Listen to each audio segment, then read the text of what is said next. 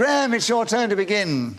Name dropping, that's a good subject. 60 seconds as usual, starting now. Name dropping is rather gauche and rude, I feel. As I was saying to Madonna only the other day while we were chatting at Rihanna's house, who does put on a nice spread. I was surprised. She doesn't look like she eats, but oh, piles of food. Now, the big thing about... Phil, new challenge. Bit of a hesitation. Oh, well, hesitation. There's a lot of now, ooh, well, duh. Yeah. Ooh, Phil. All words. Phil, I'm going to give him the benefit of the doubt. If I can redress the balance later on, I will do so. But you have the benefit of the doubt. You have an incorrect challenge. You have name-dropping. 41 seconds, starting now. I do know someone who does a lot of name-dropping, and I've just realised I can't describe it without repetition. Sue, challenge. Predictive repetition. He's basically said he's going to repeat it. Psychic challenge. Yeah. No. Well, not that psychic. I said I was going to do it. So, an incorrect challenge. Graham, you've still got the subject. Name-dropping. 55 seconds, starting now. So, for instance, they would say, Sarah, Jessica Parker, went up to Carrie Fisher. And Sue, you got in. He's not hesitated. That Yes, was definitely hesitation. Right, 25 seconds available for you. Sue, on name-dropping, starting now. When I met Rihanna, she was furious that Graham had slightly despised her snacks because... Phil, challenge. Slightly despised. A little bit of a She's got a speech impediment too, and she will be furious. Hell hath no fury like a woman with a speech impediment. Style. I tell you what I'm going to do. I said if I got a chance to redress the balance and give you the benefit of the doubt, I'm giving it to you now, Phil. You are nothing if not steeped in justice, Nicholas Parsons. No, just fair justice, not stinking justice. No, Steve. Steve. Oh, Steve. Steve Nicholas. As if I would address you like some common Mexican bandido, Nicholas. I don't need your stinking justice.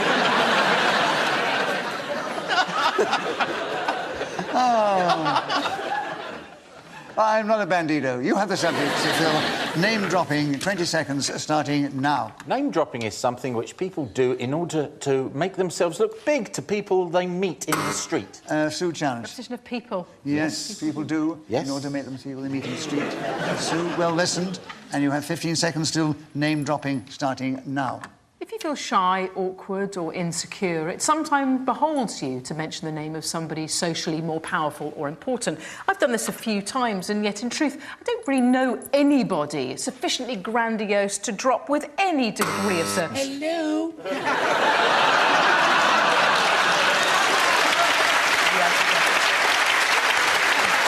forget. Let's forgive me. Forgive me. I can't believe you said that. I feel bad. I just don't know him well enough. Oh, Not until the after-show party. What is your challenge? Oh, deviation from the reality of knowing you. You open doors, Nicholas. Yes. He's a doorman at the local... You do open doors, Yeah. the ones marked exit. Yeah. Yes. Graham, you've got him with 1 second to go. Oh. So laughing. Oh, no, really, you're giving it to him. Name-dropping, starting now. Name-dropping. Yes, I've got the subject back. So, Graham...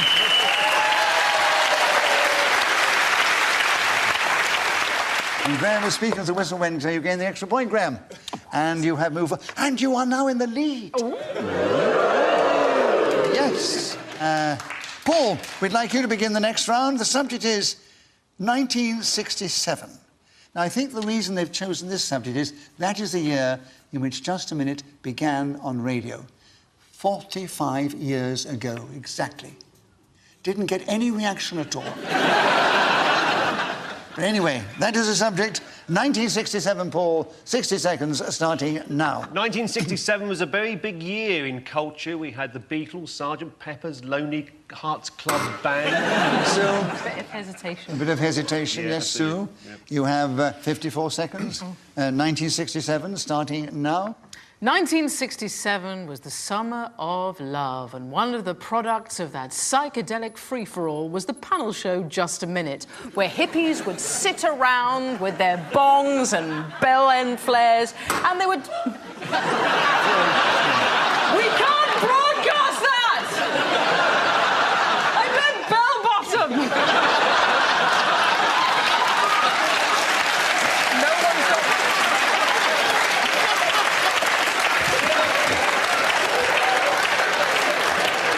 Phil, what was your challenge? I've had lots of pairs of trousers in my life, Nicholas. Some of them very comfortable.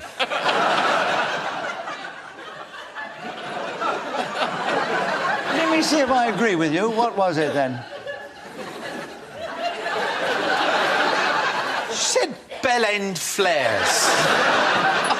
So, Phil. Yes. Correct challenge. You have another point. And the subject is still 1967. And your time starts now. In 1967, I lived in the middle of Essex in a beautiful cottage where, for my 5th birthday, I received a small motorboat which I used to play with in our pond. I watched it going round and round the surface. Oh, man. I suck. Right, so Paul, you spotted it first. Yes, round and round. Round and Sorry, round, sadly. yes. The subject is back with you because you began with it, and it's still 1967 and 27 seconds starting now. Patrick McGoohan produced the television series The Prisoner, which people still debate the various meanings of it even today. 1967 was a magnificent year in music. Not only did we have... Sergeant Pepper's Lonely Hearts Club. Sue! hesitation. A real hesitation, Absolutely. yes. 17 seconds, Sue. Tell us something about 1967, starting now. My parents were in a flat in Peckham, not enjoying some of the high fandango jinks that one might think of when you think of... Hesitation, Mr. Parsons, sir.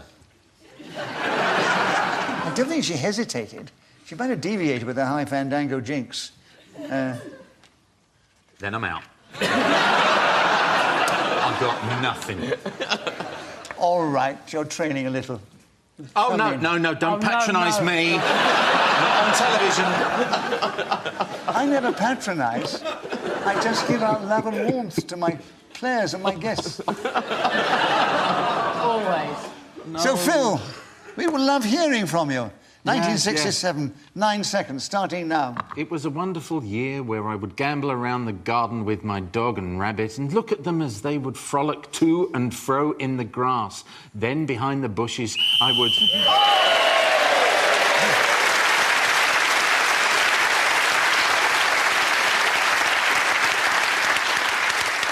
So, Phil Jupiters, as when speaking as the whistle went, gained that extra point. He's creeping up on Paul Merton, who's one ahead of him. Oh, tea time. Does that mark the actual official beginning of the séance? Yeah. When do we start holding hands and try and contact the living? So that means that we only have time for one more round. So I need to... Oh, you are lovely. We're 4 or 5 if you are. And let me therefore give you the situation as we go into the final round.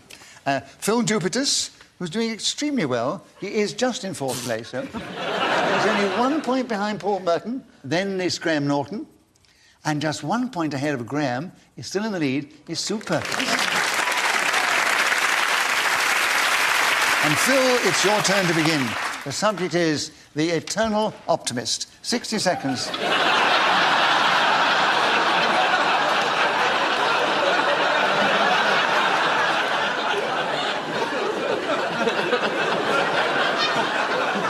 Shall we challenge now?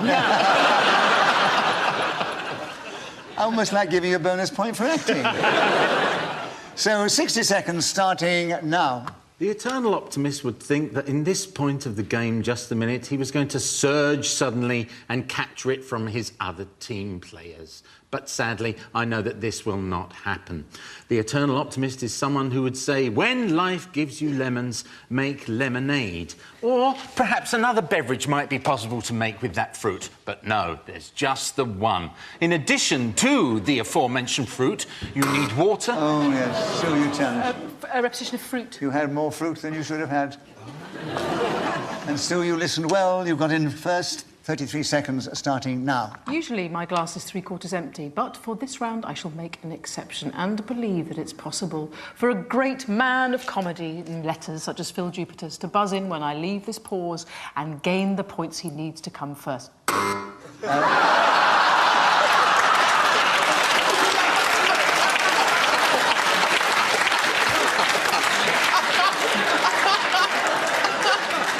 And Paul challenged. I thought Phil would be too slow. But I challenge on Phil's behalf. Hesitation. It was Isn't that hesitation, right, Phil? definitely, yes. But you're only 1 point ahead of him, so it's neck and neck. I think you should take your challenge, which is legitimate, and you have the eternal optimist. 20 seconds, Paul, starting now. I suppose being an eternal optimist is better than being an eternal pessimist. Looking at the situation and thinking maybe there is a brighter side, the other side of the... Oh, side. Oh, yes. Sue Couple of challenged. sides. Couple of sides. Couple of sides. Yes, yes. couple of sides. And Sue, you have 11 seconds left on the eternal optimist, starting now. I still believe if I leave sufficient pause, Phil...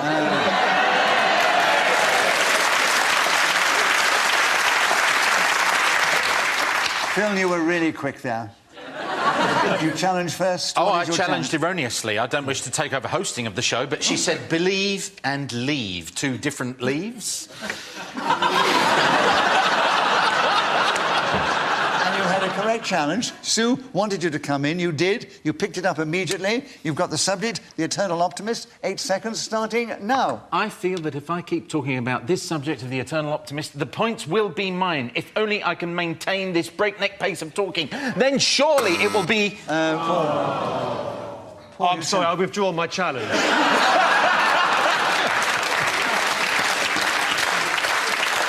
Believe you me, I'm as disappointed as you are. I don't know what I was thinking. I saw the thing there. So, what repetition is of your... talking. Yes, it did say talking. Yeah?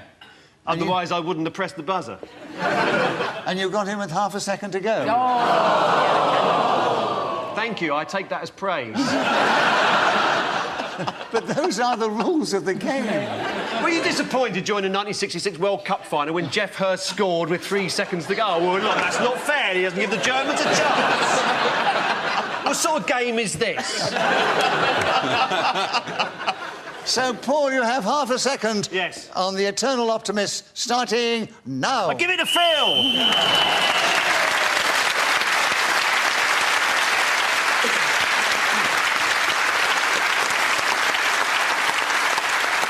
So Paul Merton, speaking as a whistle wind, gained that extra point, and therefore we have brought the show to a close. Let me give you the final score, because I did say this would be the last round. Phil Jupiter, who gave incredible value. We love having him on the show.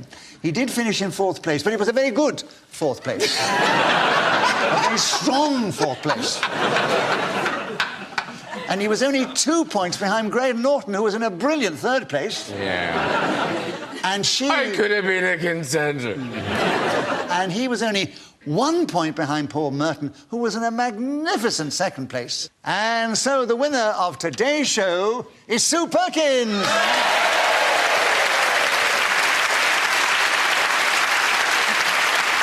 Thank you.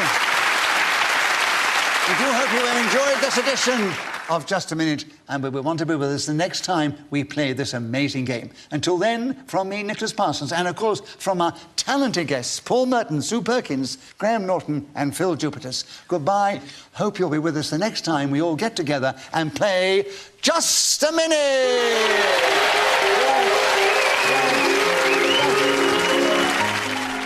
And that's tomorrow at 6 here on BBC Two. More now, though, on Radio 4. Just a Minute is a huge hit in India, so Nicholas Parsons presents the first of 2 special programmes recorded in Mumbai now. Or stay with us for Eggheads in their new time slot of 6:30. The team from Kent take a crack at them next.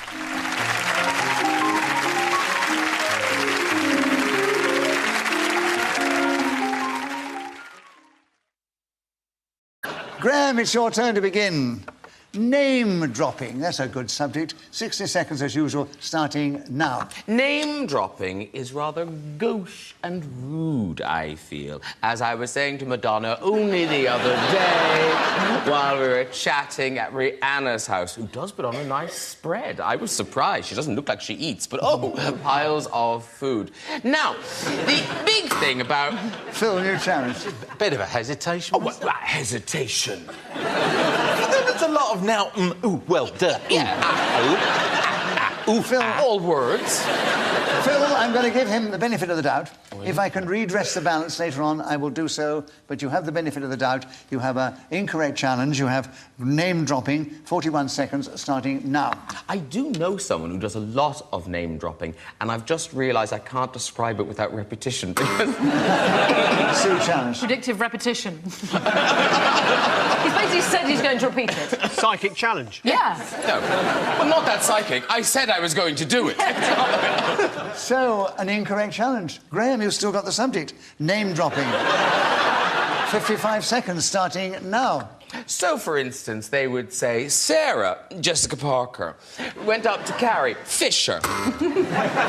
Sue, you've gone in. He's not hesitating. That Yes, was definitely hesitation. Right, 25 seconds available for you. Sue, on name dropping, starting now. When I met Rihanna, she was furious that Graham had slightly despised her snacks because...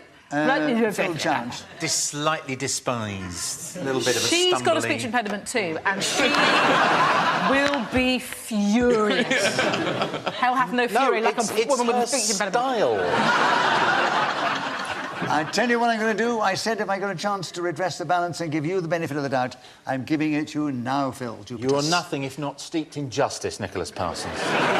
No, just fair justice, not stinking justice. No, Steve. Steve. Oh, Steve. Steve Nicholas.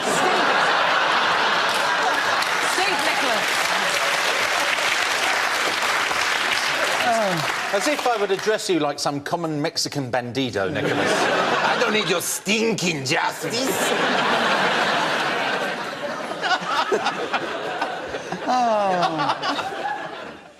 I'm not a bandido. You have the subject, Phil. Name dropping, 20 seconds, starting now. Name dropping is something which people do in order to make themselves look big to people they meet in the street. Sue, challenge. Repetition of people. Yes, people do. Yes. In order to make them feel they meet in the street. Sue, well listened. And you have 15 seconds still. Name dropping, starting now. If you feel shy, awkward or insecure, it sometimes beholds you to mention the name of somebody socially more powerful or